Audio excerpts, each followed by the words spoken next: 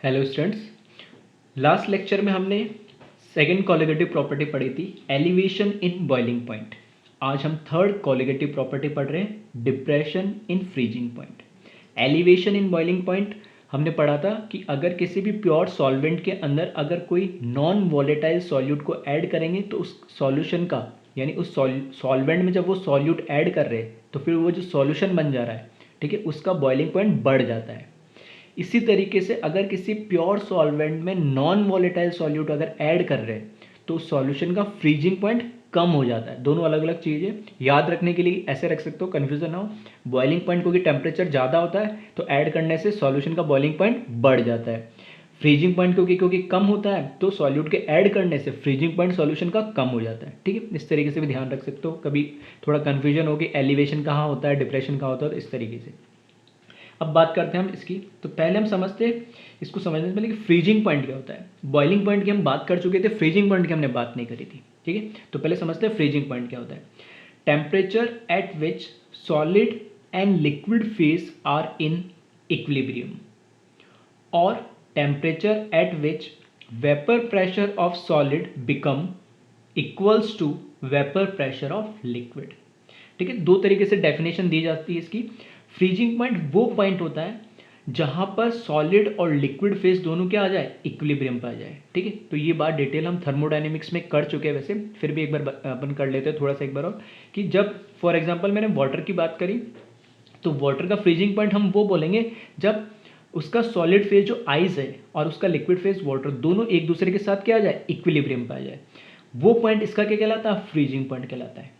और इस चैप्टर के अकॉर्डिंग हम बात करें, ठीक है, जैसे हम लास्ट बॉइलिंग पॉइंट की डेफिनेशन दे चुके, वो ये है कि the temperature at which vapour pressure of solid become equals to vapour pressure of liquid.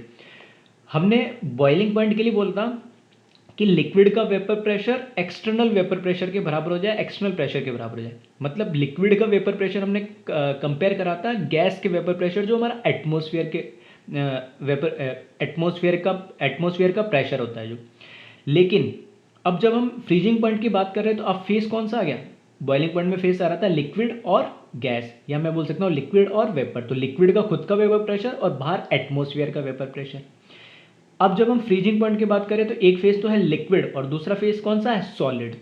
तो मैंने जब हमने वॉलेटाइल और नॉन वॉलेटाइल कंपाउंड पढ़े थे तो मैंने बताया था कि नेचर में कोई भी आइडियली नॉन वॉलेटाइल कंपाउंड कोई नहीं होता। मैंने बोला था इवन हर एक सब्सटेंस का कुछ ना कुछ क्या होता है, एक वेपर प्रेशर होता है। ठीक है, आई होप नोट के फॉर्म में जो मैंने लिखाया था याद होगा तो बहुत अच्छा, नहीं हो तो एक बार उसको देख लें, और या उस लेक्चर को भी वापस देखोगे तो क्लियर हो जाएगा। तो अगर सॉलिड फेस में हमारा पानी या आइस जो है उसका कुछ ना कुछ वेपर्स, मैंने बोला था कम से कम एक ही मॉलिक्यूल क्यों ना हो, कुछ ना कुछ मॉलिक्यूल वेपर फेस में जरूर होते होते, तो उनका कुछ वेपर प्रेशर भी होगा। तो लिक्विड का जो हमारा पानी वाटर फॉर्म, लिक्विड फॉर्म में वाटर, उसका कुछ वेपर प्रेशर होगा किसी टेम्परेचर में। वो वेपर प्रेशर जब उसके सॉलिड फेस के बराबर हो जाएगा तो वो हमारा क्या बन जाएगा, उसका फ्रीजिंग पॉइंट बन जाएगा, जिस टेम्परेचर पे सॉलिड का वेपर प्रेशर और लिक्विड का वेपर प्रेशर दोनों क्या हो जाए, इक्वल हो जाए। तो दो तरीके से डेफिनेशन दे सकते हैं, और वो टेम्परेचर पे हम बोल सकते हैं कि सॉलिड और लिक्विड क्या हो, इक्विलिब्रियम के अंदर आ जाए। ठीक है, दूसरा ऐसा बोल सकते हैं कि लिक्विड और सॉलिड का वेपर प्रेशर क्या हो जाए, इक्वल हो जाए। तो हम उसको क्या बोलते हैं, फ्रीजिंग पॉइंट। अब इस टॉपिक के अंदर हम क्या कर रहे हैं, on addition of non volatile solute the vapour pressure of solvent decreases, as a result freezing point also decreases, and this decrease in freezing point is known as depression in freezing point। ये हम देख चुके हैं बार बार कि non volatile solute को जब भी हम किसी प्योर सॉल्वेंट में ऐड करेंगे तो उस सॉल्वेंट का या दोनों को मिलने पे जो सॉल्यूशन बना है उसका वेपर प्रेशर क्या हो जाता है, कम हो जाता है। ऐसा होने पे freezing point also decreases, and this decrease in freezing point is known as depression in freezing point. जब ऐसा होता है, जब सॉल्वेंट के अंदर नॉन वोलेटाइल सॉल्यूट डालते हैं तो हमारे उस सॉल्यूशन का फ्रीजिंग पॉइंट डिक्रीज हो जा रहा है। कैसे हो रहा है इसको मैं दो तरीके से समझाऊंगा। एक हम देखेंगे ग्राफिकल तरीके से, जैसे लास्ट लेक्चर में हमने एलिवेशन में देखा था। दूसरा मैं बताऊंगा लॉजिकल कैसे होता है। ठीक है, तो आई होप उससे क्लियर हो जाएगी सारी चीज़ें। तो पहले हम बात करते हैं कुछ कन्वेंशन, हमने जैसे लास्ट लेक्चर में एलिवेशन के लिखे थे। नॉट मैंने बताया था हमेशा प्योर फॉर्म के लिए। तो टी मतलब टेम्परेचर, एफ मतलब फ्रीजिंग और नॉट मतलब प्योर। तो freezing point of pure solvent. T F का मतलब है फ्रीजिंग, टी मतलब टेम्परेचर और एफ मतलब फ्रीजिंग पॉइंट, तो फ्रीजिंग पॉइंट ऑफ सॉल्यूशन। ये प्योर सॉल्वेंट के लिए नॉट है और ये किसके, सॉल्यूशन के लिए। फिर डेल टी एफ किसके लिए, डिप्रेशन इन फ्रीजिंग पॉइंट। ठीक है, डिप्रेशन या मैं ऐसे बोल सकता हूँ डिक्रीज या चेंज भी बोल सकते हैं हम। ठीक है, जैसे एलिवेशन के लिए भी हमने डेल्टा यूज़ करा था, डिप्रेशन के लिए डेल्टा मतलब चेंज जो भी है। और वो डिप्रेशन, फ्रीजिंग में डिप्रेशन होता है यानी डिक्रीज होता है, उसको डिप्रेशन बोल दिया जाता है। और बॉइलिंग के केस के अंदर क्या, एलिवेशन होता है, इंक्रीज होता है। ठीक है, तो यहाँ पर सब टर्म वैसे ही है, बस यहाँ पे बी लिखा हुआ होता था तीनों टर्म में, यहाँ एफ लिख दिया। बी का मतलब बॉइलिंग पॉइंट के लिए और एफ का मतलब फ्रीजिंग पॉइंट के लिए। ठीक है, बाकी सारे टर्म्स क्या है, सेम ही है। अब इसकी ग्राफ की हम बात करते हैं, तो उसमें भी मैंने ग्राफ ड्रॉ करा था वेपर प्रेशर वर्सेस टेम्परेचर का। तो उसमें से दो लाइंस मैंने खींची थी। ठीक है, वो हमने किसमें, एलिवेशन में देखा था। अब इसकी बात करते हैं हम डिप्रेशन एंड फ्रीजिंग पॉइंट की। तो थोड़ा सा एक बेसिक मैं पहले से एक ग्राफ का एक आइडिया तुम्हें दे देता हूँ। ठीक है, कि ग्राफ का आइडिया से मेरा मतलब है कि हमने थर्मोडायनेमिक्स में, ठीक है, हमने थर्मोडायनेमिक्स में क्या करा था, एक ग्राफ पढ़ा था फेस इक्विलिब्रियम का, यानी ठीक है, जिसमें सॉलिड, लिक्विड और गैस, ठीक है, तीनों फेस को हम एक साथ दिखाते हैं वाटर के लिए। ठीक है, तो उसमें इस तरीके से कुछ ग्राफ बनाया था हमने। ठीक है, तो ये जो पॉइंट था ये ट्रिपल पॉइंट था जिसे हम इक्विलिब्रियम के लिए बोलते हैं। ये है हमारा सॉलिड, ये है हमारा लिक्विड और ये है हमारा किसके लिए, गैस के लिए। अब हमें, क्योंकि हम बात कर रहे हैं ये पॉइंट जब लिक्विड से और सॉलिड दोनों एक साथ मिल जाते हैं तो इस पॉइंट को हम क्या बोलते हैं, इक्विलिब्रियम बोलते हैं, जहां पे लिक्विड और सॉलिड क्या है, इक्विलिब्रियम में है। तो अभी हम क्योंकि गैस की तो बात नहीं कर रहे तो मैं ये ड्रॉ नहीं करूंगा, मैं तो सिर्फ लिक्विड और क्या, सॉलिड ड्रॉ करूंगा। तो यहाँ पे जैसे कर्व के अंदर शार्प टर्न आता है, या शार्प मैं बोल सकता हूँ इसमें एक वर्टेक्स टाइप का बनता है, तो ये मतलब हुआ कि अब यहाँ पे इक्विलिब्रियम अगर फेस चेंज होगा, तो ये तो है लिक्विड के लिए और ये किसके लिए है, सॉलिड के लिए। और ये पॉइंट क्या है, इक्विलिब्रियम पॉइंट है। अगर मैं बोलूँ कि ये जो भी मेरे पास जो भी सब्सटेंस है उसका लिक्विड फेज है, इसका सॉलिड फेज है, तो सॉलिड और लिक्विड जहाँ पे इक्विलिब्रियम में आ रहे हैं उसी पॉइंट को तो मैं क्या बोलूँगा, इसका फ्रीजिंग पॉइंट बोलूँगा, जिसको प्योर फॉर्म से किससे बता दूंगा मैं, टी नॉट एफ से। अब मेरे पास जो भी प्योर लिक्विड था उसके अंदर मैं क्या ऐड कर रहा हूँ, उसके अंदर नॉन वोलेटाइल सॉल्यूट ऐड कर रहा हूँ। यहाँ पर क्या है, वेपर प्रेशर वर्सेस किसके बीच में, टेम्परेचर के बीच में क्या हो रहा है, ग्राफ ड्रॉ हो रहा है। तो वेपर प्रेशर वर्सेस टेम्परेचर के बीच में ग्राफ ड्रॉ हो रहा है। तो मुझे पता है कि अभी तक जो लास्ट हमने पढ़ा था उसमें सिर्फ इतना पोर्शन, ये भी हटा दो एक बार, ठीक है, इसको मैं हटा देते हैं। ये इस तरीके से मैंने ग्राफ ड्रॉ करा था वेपर प्रेशर वर्सेस टेम्परेचर के लिए। ये ग्राफ था प्योर लिक्विड के या प्योर सॉल्वेंट के लिए। फिर मैंने बोला था कि जो हमारा सॉल्यूशन बन रहा है, इस लिक्विड के अंदर जो सॉल्यूट ऐड कर दे रहे हैं तो उसकी वजह से वेपर प्रेशर क्या हो जाता है, कम हो जाता है। ये हम देख ही रहे हैं बार बार, क्योंकि जो सरफेस पे मॉलिक्यूल्स है वो कम हो जाते हैं तो उनकी लिक्विड से वेपर फेस में कन्वर्ट कम होते हैं। तो हमने बोला था कि जो उसके लिए ग्राफ बनेगा वो कहाँ बनेगा, इसके बिलो बनेगा, लिक्विड वाले के। तो ये तो प्योर लिक्विड है, या जिसको मैं क्या बोल सकता हूँ, सॉल्वेंट के लिए। और ये किसके लिए, सॉल्यूशन के लिए। क्योंकि किसी भी पॉइंट पे देख लो, ठीक है, किसी भी पॉइंट पे देखेंगे हम, ठीक है, किसी भी पॉइंट यानी किसी भी टेम्परेचर पे देख लो, जैसे टेम्परेचर देखोगे तो इसके वेपर प्रेशर की वैल्यू क्या आएगी, ये आएगी, और इसकी वेपर प्रेशर की वैल्यू ये आएगी। मतलब प्योर, हर एक टेम्परेचर पे प्योर सॉल्वेंट की वेपर प्रेशर की वैल्यू ज़्यादा होगी, तो वो दिख रहा है। तो ये दो लाइन इस तरीके से हमने ड्रॉ करी थी लास्ट जब हमने वो ग्राफ देखा था एलिवेशन इन फ्रीजिंग पॉइंट के लिए। अब इसी को हम आगे एक्सटेंड कर रहे हैं, क्योंकि अब हम क्या देखना, फ्रीजिंग पॉइंट। अब फ्रीजिंग पॉइंट में हमने बोला कि लिक्विड और सॉलिड क्या होने चाहिए, इक्विलिब्रियम में हो, उसी को हम क्या बोलेंगे, फ्रीजिंग पॉइंट। तो यहाँ पर ये तो हुआ प्योर लिक्विड के लिए। जब इस प्योर लिक्विड में हमने क्या करा, है तो अभी भी वो लिक्विड प्योर सॉल्वेंट, उसमें बस नॉन वोलेटाइल सॉल्यूट ऐड कर दिया, उसकी वजह से उसका वेपर प्रेशर कम हो गया, लेकिन है तो अभी भी वो लिक्विड ही। तो इसको हम फर्दर जब एक्सटेंड करेंगे, तो इसको फर्दर एक्सटेंड करेंगे तो वो आगे कहीं पे यहाँ पर आके टच करेगा।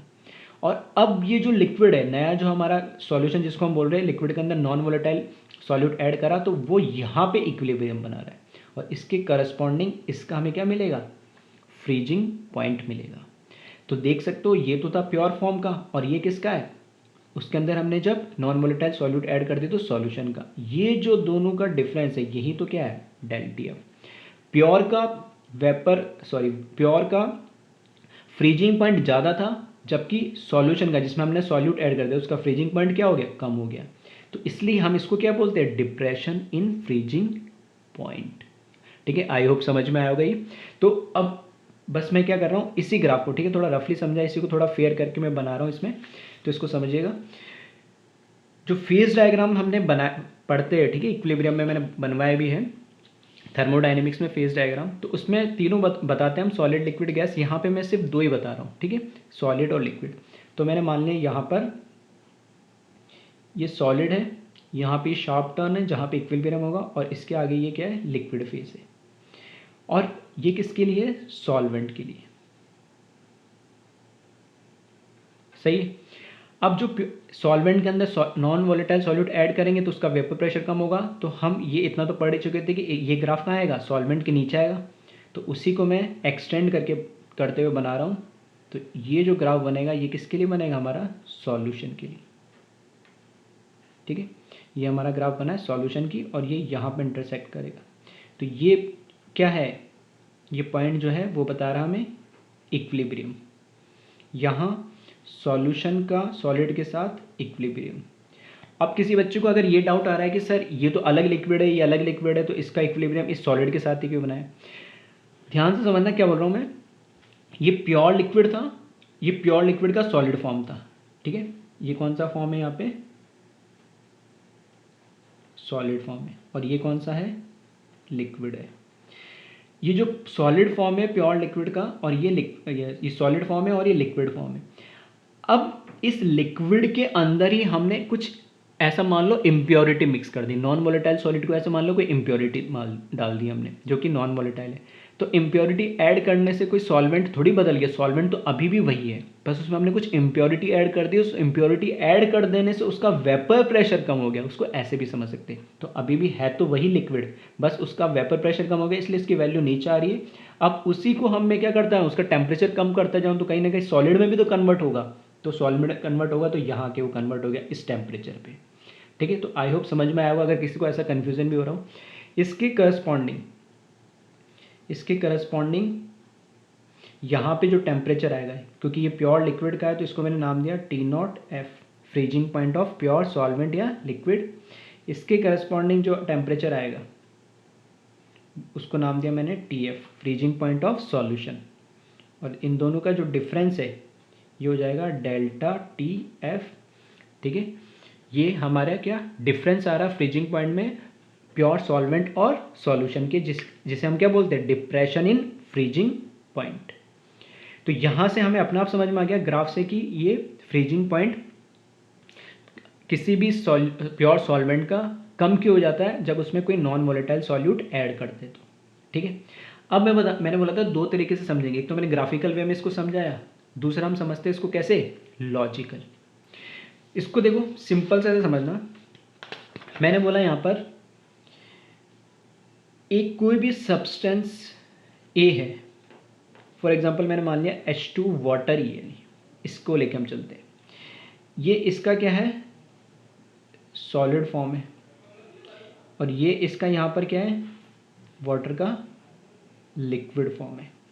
इसको मैंने बोला प्योर फॉर्म ऑफ लिक्विड, और ये उससे मैंने सॉलिड बनाया। अब जो डेफिनेशन है फ्रीजिंग पॉइंट की, वो क्या कहती है, temperature at which vapour pressure of solid become equals to vapour pressure of liquid.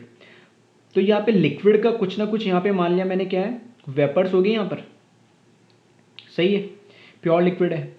और सॉलिड का भी, ठीक है, सॉलिड मैंने मान लिया इस कंटेनर मैंने रखा हुआ है, ठीक है, सॉलिड इस कंटेनर में रखा है, तो इसकी भी मैंने मान लिया कुछ वेपर्स हो गई। अब इसको कैसे समझे हमने मान लिया कि जो सॉलिड फेस है उसका 5, ऐसे सबसे सिंपल वे में समझते हैं कि 5 मॉलिक्यूल वेपर फेज में एग्जिस्ट कर रहे हैं। लिक्विड फेज के मान लिया मैंने कितने, 100 है यहाँ पे, और इसके कितने हैं यहाँ पे, 5 है। अब ये दोनों इक्विलिब्रियम में कब आएंगे, या मैं ऐसे बोल सकता हूँ ये लिक्विड सॉलिड में कब कन्वर्ट होगा, या ऐसा सिंपल कि इन दोनों का वेपर प्रेशर कब बराबर होगा। तो वेपर प्रेशर बराबर करना है तो मैं क्या करूँ, इस लिक्विड का जो वेपर प्रेशर है यानी नंबर ऑफ वेपर्स जो इसके है, ठीक है, उसको क्या कर दूँ मैं, कम कर दूँ। तो ये वेपर्स कम करने के लिए मुझे क्या करना पड़ेगा, टेम्परेचर को कम करना पड़ेगा, क्योंकि जैसे जैसे मैं टेम्परेचर को बढ़ाऊंगा, ठीक है, मॉलिक्यूल क्या करेगा, लिक्विड से वेपर फेस में कन्वर्ट होगा। तो इसका उल्टा कर दें हम, टेम्परेचर को कम करें तो वेपर से क्या होने लगेगा, कंडेंस होने लगेगा और लिक्विड फेस में कन्वर्ट होगा। तो मेरे को तब तक इसका टेम्परेचर कम करना है जब तक इसके मॉलिक्यूल जो वेपर फेस में 100 से किस में कन्वर्ट हो जाए, 5 के अंदर। ठीक है, तो ये मैंने मान लिया वाटर के लिए, हमें पता है ये कहाँ पे 0 डिग्री पे आ जाएगा। अभी मैंने मान लिया इसको 50 डिग्री पे, यानी सही है। तो ये हुआ नॉर्मल प्योर लिक्विड के लिए।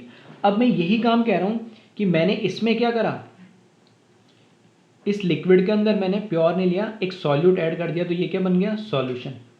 ठीक है, तो इसमें क्या है, H2 प्लस कोई नॉन वॉलेटाइल सॉल्यूट है, यानी अब मुझे पता है इसके अंदर जो इसी 50 डिग्री पे लिया मैंने इसको भी, अगर इससे कंपेयर करूँ 50 डिग्री पे लिया, तो क्या इसके ऊपर मुझे इस 50 डिग्री पे अब जो मेरे पास सॉल्वेंट मिला है जिसमें मैंने कोई नॉन वॉलेटाइल सॉल्यूट ऐड कर दिया, तो उससे वेपर प्रेशर रिड्यूस हो जाएगा, मतलब वेपर फॉर्म के जो मॉलिक्यूल है उसके नंबर भी तो कम हो जाएंगे। तो मैंने मान लिया 100 की जगह यहाँ पर क्या होंगे, 90 होंगे, 100 तो नहीं होंगे, क्योंकि इससे तो इसका वेपर प्रेशर सॉल्यूशन का क्या होगा, कम ही होना चाहिए।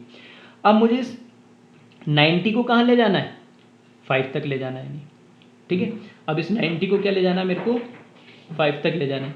अब या इसका जो सॉलिड फॉर्म होगा, ठीक है, इसका जो सॉलिड फॉर्म होगा, जो हमारे पास क्या है, सॉल्यूशन है, इसका सॉलिड फॉर्म होगा, तो इसका टेम्परेचर हमने क्या करने लगे, इसका टेम्परेचर हम कम करने लगे, धीरे धीरे टेम्परेचर कम करने लगे, तो वापस वेपर फेज से किस में कन्वर्ट होने लगेगा, लिक्विड फेज के अंदर। अब इसको कम करने के लिए, ठीक है, अब इसको कम करने के लिए जो हमें टेम्परेचर कम करना पड़ेगा, तो यहाँ पर जो मॉलिक्यूल्स हमारे पास सॉलिड के होंगे, मैंने मान लिया 1 2 3, मिक्सचर के केस में कितने हैं, 3 है वो मॉलिक्यूल, क्योंकि हमको पता है कि जैसे इसमें इम्प्योरिटी डाल दी हमने, ये तो प्योर लिक्विड का, प्योर सॉल्वेंट का सॉलिड था, और ये किसका है, हमारे पास जो सॉल्यूशन जिसमें नॉन वॉलेटाइल सॉल्यूट है। अगर यहाँ पर 100 थे तो यहाँ 92 है, तो सॉलिड फॉर्म में भी तो कम होंगे, तो ये 5 था, तो यहाँ कितना हो गया, 3 हो गया। तो अब मुझे इसके किस में कन्वर्ट करने हैं, 3 मॉलिक्यूल के अंदर कम करने हैं।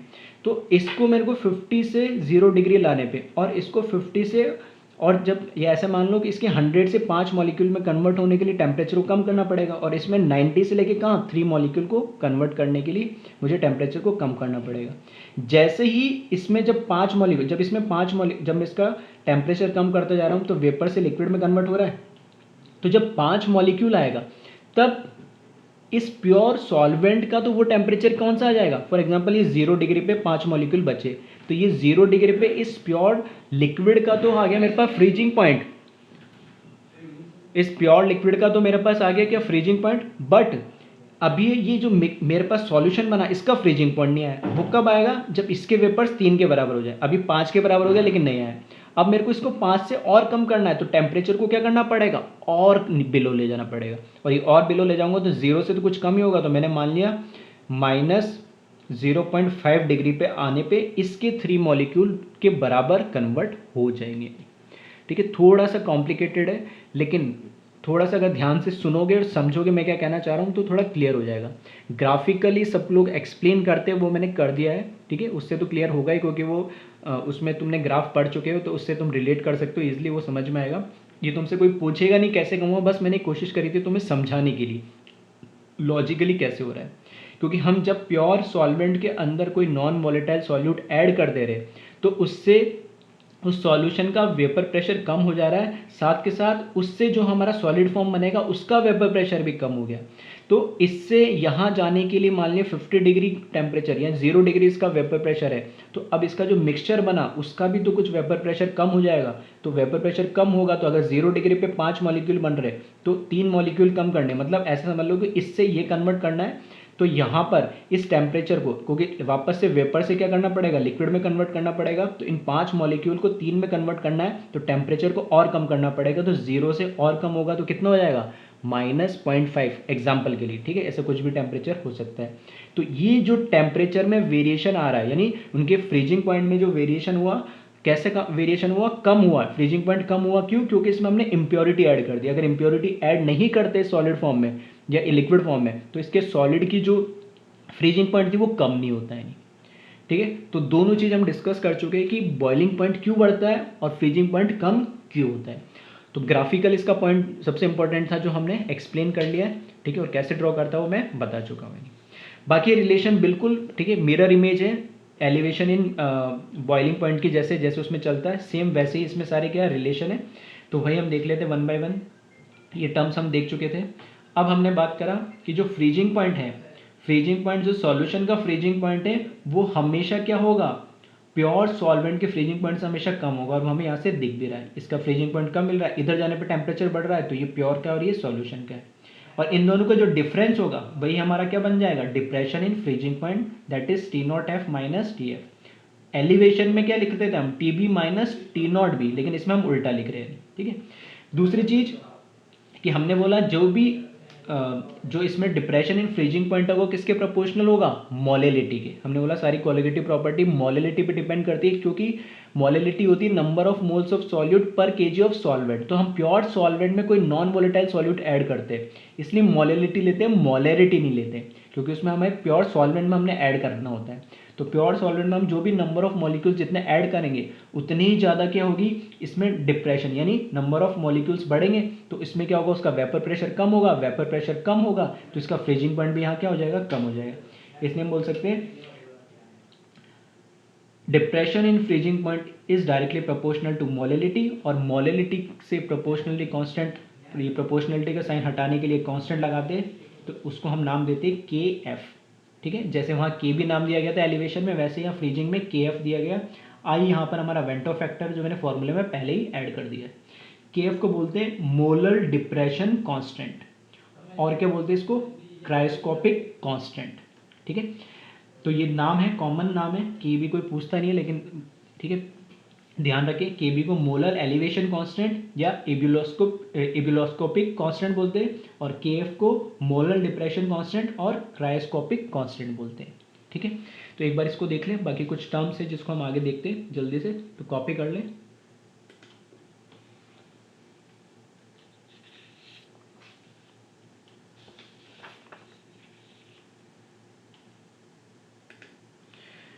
तो ये हमने अभी देखा है del T F equals to I into K F into M होगा। तो दो फॉर्मूले जैसे एलिवेशन में थे वैसे डिप्रेशन में दो फॉर्मूले हैं, ठीक है, सेम एक दूसरे की मिरर इमेज। बस वहाँ पे ध्यान रखना है कि बॉइलिंग पॉइंट बढ़ रहा था सॉल्यूशन का या फ्रीजिंग पॉइंट कम हो रहा है, तो उसका अकॉर्डिंग वो साइन चेंज हो जा रहे हैं। और डेल टी बी तो बिल्कुल सेम वैसे ही है, तो del T B equals to I into K B M लिखते थे हम, ऐसे del T F is equals to I into K F into M हो गया। फिर सेम के एफ को डिफाइन करने के लिए मैंने क्या करा, आई वन मान लिया, नॉर्मल कोई कंपाउंड मान लिया, मोलिलिटी उसकी वन ले लिए, तो यहाँ वन रखेंगे यहाँ वन रखेंगे, तो किसके बराबर हो जाएगा, K F equals to del T F. तो हम इसको डिफाइन कर सकते हैं, K F is defined as depression in freezing point for one molar solution. अगर किसी सॉल्यूशन की मोलिलिटी अगर वन हो जाए तो जितना उसमें टेम्परेचर फ्रीजिंग पॉइंट में जितना डिप्रेशन आएगा, जितना डिक्रीज आ जाएगा, वो किसके बराबर बन जाएगा, उसके मोलर वो किसके बराबर बन जाएगा, उसके मोलर डिप्रेशन कांस्टेंट के बराबर हो जाएगा, ठीक है। फिर वही सेम रिलेशन वैसे ही, ठीक है। अगर यूनिट की बात करें तो फॉर्मूला वही रहेगा, यूनिट भी सेम रहेगी, क्योंकि यहाँ पे मैंने के की यूनिट निकालनी है, तो इस फॉर्मूले में क्या करा, के को छोड़ के दोनों टर्म को नीचे लिख दिया। आई की कोई यूनिट होती नहीं है, वेंटो फैक्टर एक नंबर है ये। मोलेलिटी की यूनिट होती है मोल पर के जी, ठीक है। टेम्परेचर की यूनिट केल्विन भी हो सकती है, डिग्री सेल्सियस भी हो सकती है, तो केल्विन है तो लिख देंगे मोल पर के जी, और डिग्री सेल्सियस तो डिग्री सेल्सियस अपॉन मोल पर के जी। सेम अगर फिर से ये ऐसा कोई फॉर्मूला पूछा जाएगा नहीं, ना कभी उसकी वैल्यू पूछी जाती है इस तरीके से, ठीक है। कभी भी के एफ की वैल्यू अगर कोई वाटर को छोड़ के अननोन सॉल्वेंट के लिए पूछ ले तो इन फॉर्मूले की हेल्प से ही हमें कैलकुलेट करना है, ये फॉर्मूला मत लगाना अनटिल अनलेस उसमें एंथैल्पी या मॉलिक्यूलर वेट या वो गिवन ना हो, ठीक है। वैसे इस तरह का क्वेश्चन आता नहीं, फिर भी कभी आ जाए या हाई लेवल एडवांस लेवल की बात करें तो उसमें पॉसिबिलिटी है। तो ये सेम फॉर्मूला है, वहाँ पर भी R into T nought B आता था बॉइलिंग के लिए, यहाँ टी नॉट एफ मतलब प्योर लिक्विड का फ्रीजिंग पॉइंट का स्क्वायर इंटू जिस भी सॉल्वेंट के लिए के एफ की वैल्यू निकाल रहे हैं तो वो हो जाएगा molecular weight of solvent 1000 into delta H fusion. वहाँ पर आता था डेल्टा एच वेपराइजेशन, क्योंकि हम लिक्विड को बॉईल कर रहे हैं या फ्यूजन आ रहा है, क्यों, क्योंकि यहाँ पे हम लिक्विड को क्या कर रहे हैं, सॉलिड में कन्वर्ट कर रहे हैं, या फ्यूज को बोल सकते हैं सॉलिड को लिक्विड में कन्वर्ट कर रहे हैं, दोनों की एनर्जी सेम ही होगी, ठीक है। तो जैसे वहाँ पे Kb की वैल्यू डिपेंड करती थी सॉल्वेंट पे, यहाँ पे भी Kf की वैल्यू डिपेंड करेगी सॉल्वेंट के लिए। तो हर एक सॉल्वेंट के लिए Kf की वैल्यू क्या होती है, फिक्स होती है, और वाटर के लिए वैल्यू होती है 1.86 केल्विन पर मोल पर केजी। ठीक है, तो ये न्यूमेरिकल में जनरली गिवन दी हुई होती है मैक्सिमम केस में। ठीक है, नहीं भी हो तो दो वैल्यू 0.52, ठीक है, Kb की वैल्यू और 1.86 Kf की वैल्यू, ये ध्यान रखें। फिर बाकी वही चीज़ है, आर का मतलब यूनिवर्सल गैस कांस्टेंट है, टी नॉट एफ का मतलब freezing point of pure solvent in kelvin. ठीक है, टेम्परेचर केल्विन में रखना है। डेल्टा एच फ्यूज़न है, मोलर हीट ऑफ फ्यूज़न, जो कि या जूल में होगी या कैलोरी में होगी। तो अगर इसकी जो वैल्यू जूल या कैलोरी में दे रखी है उसी के अकॉर्डिंग हम डिसाइड करेंगे कि आर की वैल्यू कौन सी यूज़ करनी है। अगर एनर्जी एंथैल्पी अगर हमें जूल में दे रखी है तब हम आर की वैल्यू 8.31 यूज़ करेंगे। अगर एनर्जी एंथैल्पी की वैल्यू कैलोरी में दे रखी है तब इसकी वैल्यू हम 2 यूज़ करेंगे। ठीक है, ये सब चीज़ हम उसमें भी डिस्कस कर चुके। तो अब जब कंपेयर करोगे इन दोनों चीज़ों को, elevation in boiling point and depression in freezing point को, तो बिल्कुल मिरर इमेज है, बस दोनों का ग्राफ में थोड़ा डिफरेंस है। और दूसरी चीज़, ठीक है, दोनों के ग्राफ में थोड़ा सा डिफरेंस है, और दूसरी चीज़ इनके फॉर्मूले में प्लस माइनस का चेंज होता है, जिसे ध्यान रखें। और चेंज भी क्यों है, नाम से भी पता लग रहा है कि एक में बॉइलिंग पॉइंट बढ़ रहा है और एक में फ्रीजिंग पॉइंट कम हो रहा है, इसलिए वो डिफरेंस आ रहा है। बाकी के बी का फॉर्मूला जैसे वैसे के एफ का था, जिसको तुम्हें ध्यान नहीं रखना, ध्यान क्या रखना है, एक delta F delta T F का फॉर्मूला ये, और दूसरा जो दोनों टेम्परेचर का डिफरेंस है प्योर सॉल्वेंट और सॉल्यूशन का। तो एक बार इसको जल्दी से कॉपी कर लें और फिर इस पर एक न्यूमेरिकल देखते हैं।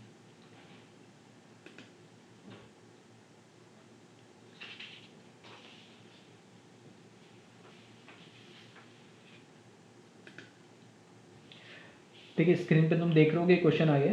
ठीक है, तो एक बार जल्दी से इसको सॉल्व करने की कोशिश करें खुद से, फिर मैं देखते हैं इसका सॉल्यूशन। क्वेश्चन है, calculate freezing point of solution obtain bye dissolving 28.4 gram of Na2SO4 sodium sulphate having degree of dissociation 75% in 200 gram of water, और KF of water is 1.86 kelvin KG पर मोल। ठीक है, ये वैल्यू गिवन दे रखी है और general numerical में होगी।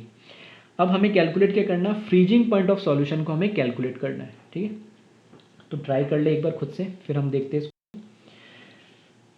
फ्रीजिंग पॉइंट ऑफ जो सॉल्यूशन है वो हमें कैलकुलेट करना है, और वो सॉल्यूशन हमने कैसे बनाया, 28.4 ग्राम सोडियम सल्फेट Na2SO4 को हमने क्या करा, 200 ग्राम ऑफ वाटर के अंदर मिक्स कर दिया। प्योर सॉल्वेंट हमारे पास वाटर था। ठीक है, एक दूसरा तरीका होता है कि जिस कांस्टेंट, ठीक है, ये जो मोलर एलिवेशन कांस्टेंट या मोलर डिप्रेशन कांस्टेंट हो, वो जिस कंपाउंड का, जिस सब्सटेंस का, लाइक इसमें वाटर का दे देगा, मतलब वही सॉल्वेंट है। ठीक है, अगर कभी कंफ्यूजन हो वाटर के अलावा तो देख लेना, अगर KF वाटर नहीं है तो लिखा होगा KF किसका है, बेंजीन का है, टॉल्विन का है, तो उससे पता लग जाएगा सॉल्वेंट क्या है। तो क्योंकि ये KF और KB किसका, सिर्फ सॉल्वेंट का होता है। तो हमें जो हमारे पास सॉल्यूट है उसका वेट दे दिया, सॉल्वेंट है जिसमें हम डिसॉल्व कर रहे हैं उसका वेट दे दिया, और डिग्री ऑफ डिसोसिएशन दे दिया 75% किसका, Na2SO4 का। तो डिग्री ऑफ डिसोसिएशन कभी परसेंटेज के फॉर्म में भी दी जा सकती है, आयोनाइजेशन, डिग्री ऑफ आयोनाइजेशन भी बोला जा सकता है। ठीक है, अलग अलग नेम है लेकिन है सब चेंज चीज, तो कंफ्यूज मत होना। तो बता चुका हूँ कि अगर परसेंटेज की फॉर्म में दे रखा है तो डिग्री ऑफ डिसोसिएशन या जो हम फॉर्मूला यूज़ करते हैं अल्फा, वो 1 मोल के लिए होता है। तो 0 से 1 के बीच में उसकी वैल्यू लाई करेगी, तो उसके अकॉर्डिंग तुम्हें इसको कन्वर्ट कर देना है परसेंटेज को। तो हम स्टार्ट करते हैं इसको क्वेश्चन को। सबसे पहले जो जो वैल्यूज़ हमें गिवन दे रखी है वो देख लेते हैं। एक तो हमें ये पता लग गया कि इसमें सॉल्यूट कौन है, तो जो सॉल्यूट है इसमें वो हमें पता लग गया Na2SO4। ठीक है, सोडियम सल्फेट है, और सॉल्यूट को हम कैपिटल B से रिप्रेजेंट करते हैं। तो वेट ऑफ सॉल्यूट हमें दे दिया इसमें 28.4 ग्राम। ठीक है, मॉलिकुलर वेट की बात करें इसमें, ठीक है, वैसे जनरली सोडियम का हमें पता है 23 होता है, तो 23 इंटू 2 प्लस सल्फर का 32 प्लस एक ऑक्सीजन का 16, तो 4 का कितना हो जाएगा 64। तो सबको ऐड कर देना और इससे क्या आ जाएगा, मॉलिकुलर वेट आ जाएगा, तो वो हो जाएगा 142 ग्राम। सही है।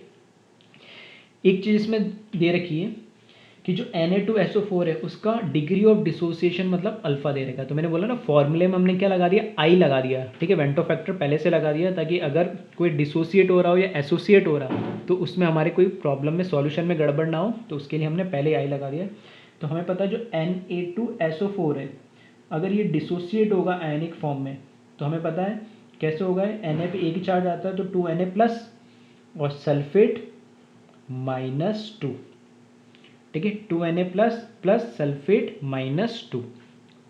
तो यहाँ पर जो N की वैल्यू है, number of ion after dissociation, ठीक है, तो कितना हो जाएंगे 2 और 1 कितना, टोटल 3।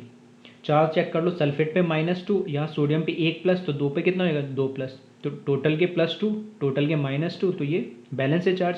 और टोटल नंबर ऑफ आयंस कितने हैं, टोटल नंबर आयंस मतलब कैटायन और आयन दोनों मिला के, तो 2 पॉजिटिव है 1 नेगेटिव है, तो टोटल कितना, N की वैल्यू हो गई 3। लेकिन अल्फ़ा हमें दे रखा है 75% degree of dissociation, degree of ionisation, ठीक है, कैसे भी बोल दो, तो इसको जब हम कन्वर्ट करेंगे तो ये कितना हो जाएगा 0.75। अब इसमें हमें क्या चाहिए होगी, एक वैल्यू आई, बेंटो फैक्टर, क्योंकि ये क्या हो रहा है, एबनॉर्मल कंपाउंड है, डिसोसिएट हो रहा है, तो डिसोसिएट हो रहा है तो आई की वैल्यू हम जब इसमें कैलकुलेट करेंगे डिसोसिएशन, तो आई डी लिख दे डिसोसिएशन के लिए, तो ये क्या होता है 1 + n-1 इंटू अल्फ़ा। तो यहाँ से आई डी की वैल्यू हमें कैलकुलेट करनी है, तो यहाँ जो वैल्यूज़ रख दे, एक तो 1 प्लस n की वैल्यू कितनी हो गई 3 -1 और अल्फ़ा कितना आ जाएगा 0.75। तो आई डी यहाँ से हम कैलकुलेट करेंगे वेंटो फैक्टर, तो ये वेंटो फैक्टर कैलकुलेट होकर आएगा 2.5, ठीक है, चेक कर लेना एक बार।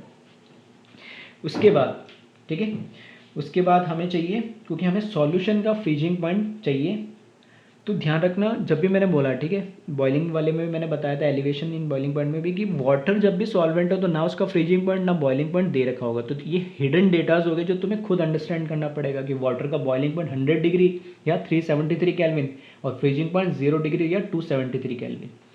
तो अगर हम मैं बात करूँ, जो हमारा सॉल्वेंट है, जो सॉल्वेंट है वो कौन है, वाटर है, और वाटर किससे रिप्रेजेंट करते हैं, ए से। तो इसके लिए हमें क्या क्या चीज़ें दे रखी है, एक तो इसका दे रखा है वेट, ठीक है, कितना 200 ग्राम, तो ये तो हो गया वेट ऑफ सॉल्यूट। दूसरा इसके लिए हिडन इन्फॉर्मेशन दे रखी है T0F, मतलब फ्रीजिंग पॉइंट ऑफ वाटर या प्योर सॉल्वेंट हम बोल सकते हैं, वो कितना हो जाएगा 0 डिग्री या 273 केल्विन, ठीक है, तो डिग्री को केल्विन में कन्वर्ट करना है तो क्या करते हैं 273.15 करते, लेकिन हम, ठीक है, राउंड ऑफ में 273 ऐड कर देते उसमें। तो ये आ गया इसकी फ्रीजिंग पॉइंट जो हमें दे रखा है, ठीक है, ये हमें दे नहीं रखा तो खुद को पता होता है, इसलिए ये वैल्यूज़ कभी गिवन नहीं होगी वाटर की। हाँ, अगर कोई दूसरा सॉल्वेंट होगा, ठीक है, कोई दूसरा सॉल्वेंट होगा तो उसका फ्रीजिंग पॉइंट या बॉइलिंग पॉइंट वो गिवन दिया हुआ होगा, लेकिन वाटर के लिए कभी नहीं होगा, एक हिडन इन्फॉर्मेशन रहेगी हमेशा तुम्हारे लिए। तो अब सॉल्यूशन का हमें क्या कैलकुलेट करना है, क्योंकि फॉर्मूला हमारे पास दो है, एक तो है डेल्टा TF, वो होता है T0F माइनस TF, ठीक है, डेल्टा TF क्या होता है T0 माइनस TF, तो T0F तो पता है, लेकिन TF हमें कैलकुलेट करना है, तो डेल्टा TF की वैल्यू निकालनी होगी, तो इसकी वैल्यू निकालने के लिए जो हमारे पास दूसरा फॉर्मूला है, आई डिसोसिएशन हो रहा है तो ID into KF into M molality, ये फॉर्मूले से मैं क्या करूँगा डेल्टा TF की वैल्यू कैलकुलेट कर लेंगे। तो यहाँ से ID की वैल्यू कितनी आ गई हमारे पास,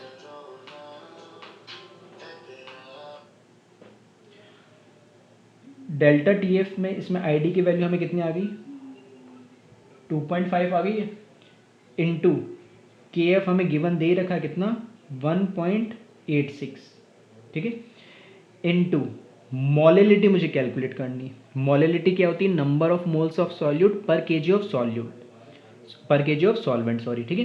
तो नंबर ऑफ मोल्स कैलकुलेट करने के लिए मुझे पर जो सॉल्यूट है उसका वेट अपन मॉलिक्यूलर वेट लिख सकते हैं, तो वेट और मॉलिक्यूलर वेट दोनों पता है, तो मोल्स कैलकुलेट करने हैं, तो weight divided by molecular weight, ये हो गया नंबर ऑफ मोल्स, और पर केजी ऑफ सॉल्वेंट, ठीक है। तो सॉल्वेंट का वेट दे रखा है मुझे कितना यहाँ पे 200 ग्राम, और पर केजी के लिए क्या करें 1000 से इसको डिवाइड कर दें। तो इसको जब सॉल्व करोगे तो डेल्टा TF की वैल्यू मिलेगी 4.65। अब यूनिट क्या रखें, मैंने लास्ट क्लास में बताया था कि जो चेंज आएगा टेम्परेचर में, वो भले चेंज इन वो बॉइलिंग पॉइंट की बात करें या फ्रीजिंग पॉइंट की बात करें, जब भी हम चेंज की बात करेंगे तो वो भले डिग्री सेल्सियस में बोलो या केल्विन में बोलो, चेंज हमेशा क्या आएगा, सेम ही आएगा। तो डेल्टा TF या डेल्टा TB की वैल्यू या उसकी यूनिट की बात करें तो उसके लिए परेशान होने की जरूरत नहीं। हाँ, एग्जैक्ट वो पूछे कि बॉइलिंग पॉइंट ऑफ सॉल्यूशन या फ्रीजिंग पॉइंट ऑफ सॉल्यूशन या boiling point of pure solvent या freezing point of pure solvent, तब तुम्हें टेम्परेचर का ध्यान रखना पड़ेगा कि यूनिट क्या ले रहे हो या नहीं। लेकिन चेंज दोनों के अंदर क्या आएगा, सेम आएगा, वो भले डिग्री सेल्सियस में लो या केल्विन में। अब जब ये वैल्यू आ गई है तो हमें पता है एक दूसरा फॉर्मूला और होता है, delta T F is equals to T nought F minus T F. क्योंकि हमें पता है जो फ्रीजिंग पॉइंट क्या होता है, कम होता है, ठीक है। तो नाम से भी ध्यान रख, तो प्लस माइनस में कन्फ्यूजन हो तो डिप्रेशन इन फ्रीजिंग पॉइंट, ठीक है, बार बार इसी नाम से बोला करो ताकि confusion. Depression in freezing point मतलब सॉल्यूशन का फ्रीजिंग पॉइंट कम हुआ है, तो कम हुआ है तो ये बड़ी वैल्यू की होगी प्योर सॉल्वेंट की और सॉल्यूशन की वैल्यू कम। एलिवेशन इन बॉइलिंग पॉइंट मतलब बॉइलिंग पॉइंट बढ़ गया, तो प्योर सॉल्यूशन का बॉइलिंग पॉइंट पॉजिटिव आएगा T B minus T nought B, इस तरीके से ध्यान रख सकते हैं। तो हमें इसकी टी एफ की वैल्यू कैलकुलेट करनी, तो टी एफ इधर ले जाऊंगा तो ये क्या हो जाएगा, T nought F minus delta T F. तो टी एफ फ्रीजिंग पॉइंट कितना आ जाएगा, टी नॉट एफ मुझे कितना पता है 0 डिग्री, अगर डिग्री के अंदर कैलकुलेट करें नेगेटिव 4.65, तो ये आ जाएगा माइनस 4.65 डिग्री सेल्सियस। यही वैल्यू अगर मेरे को किस में केल्विन में करनी है तो ये इसकी जो टी नॉट एफ की वैल्यू, ठीक है, केल्विन में अगर कैलकुलेट करनी है तो कितनी लिखेंगे 273, ठीक है, माइनस, ठीक है, माइनस यहाँ पर अगर हम इसको किस में कन्वर्ट करें, जो हमारे पास डेल्टा टी एफ की वैल्यू आई थी कितनी 4.65, तो ये कैलकुलेट होकर कितनी आ जाएगी 268.35 केल्विन, ठीक है। तो अब ऑप्शन में क्या दे रखा है, केल्विन में दे रखा आंसर, डिग्री में सेल्सियस में दे रखा, उसके अकॉर्डिंग ये क्या कर ले, कन्वर्ट कर ले। तो यहाँ पे 0 डिग्री था, इसका freezing point T nought F की वैल्यू, और ये तो दोनों के लिए सेम ही रहेगी, तो वैल्यू मैंने यहाँ रखी वो एज इट इज़ आ गई। 0 डिग्री को 273 केल्विन में बोल सकते हो तो केल्विन में लिखा, और ये चेंज तो दोनों के लिए सेम ही होगा, डिग्री सेल्सियस बोल दो या केल्विन बोल दो, तो ये इस तरीके से हमारा आंसर आ जाएगा, ठीक है। तो एक बार इसको ध्यान से देख ले और कॉपी कर ले। नेक्स्ट लेक्चर में हम कुछ न्यूमेरिकल्स करेंगे, क्योंकि हमने elevation in boiling point and depression in freezing point एक साथ पढ़ लिया, तो दोनों को मिला के कंबाइन न्यूमेरिकल भी बनते काफ़ी, तो उन पे जो न्यूमेरिकल्स है उन पर हम डिस्कस करेंगे नेक्स्ट लेक्चर में। Thank you class.